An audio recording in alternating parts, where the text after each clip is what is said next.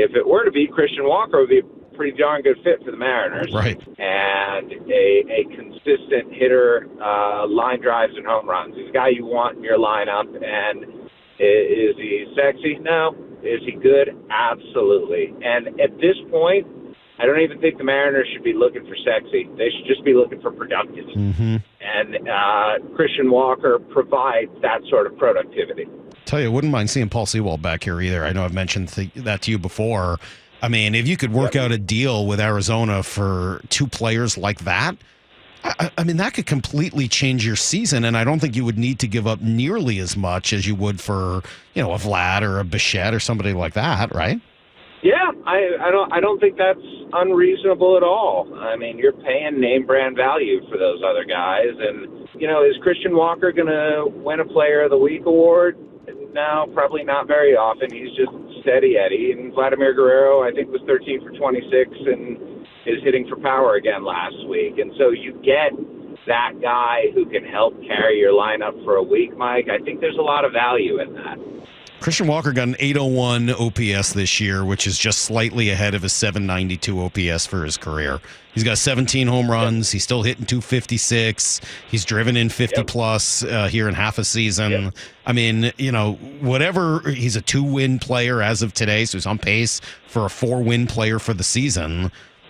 What about that wouldn't somebody want to sign up for other than that he's a free agent at the end of this year? It's a rental. I think the only question is that your only move, Mike? Mm-hmm. Like, if that were the only thing that the Mariners did, would that be enough? Probably not. And no, maybe it's enough to help them get to the playoffs, but is it enough to do more than that? Mm-hmm. I suppose the counter argument to that is a 90-win and 86-win team met in the World Series last year, so maybe we don't have to be a juggernaut in order to fulfill what we'd like to, but you want to give yourself the best chance possible, and I'm not sure just that constitutes best chance. Sure, but maybe the best reason to do that is that it doesn't prevent you from doing something else. If it's Vlad, that might be the only real significant move you can make.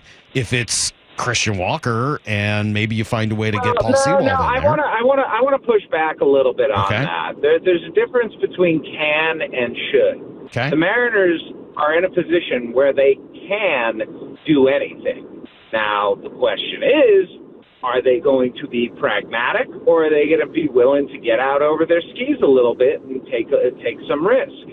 And sorry to bring this up, but 54% suggests that this is an organization that looks at the bigger picture and weighs that probably more heavily than they do any individual season. Well, that might be the best use of 54% we've heard here in a long time. Correct. Because that actually is what it means. It's not a desire to only win 54%, but you're right. It is an organizational philosophy that says, hey, we got to make this sustainable. So yeah, maybe you can trade Montez and one other, just to throw out two names, but you're not going to trade 5 of these guys because we want a sustainable product that isn't just going to be good for the next year or so. And the counter to that, Mike, would be that the Mariners have illustrated they have a pretty distinct skill at finding and developing young position players. And so maybe, they're not going to be quite as close to the vest with those prospects as they would have been in the past, because the draft and international free agency every year allows you the opportunity to replenish it.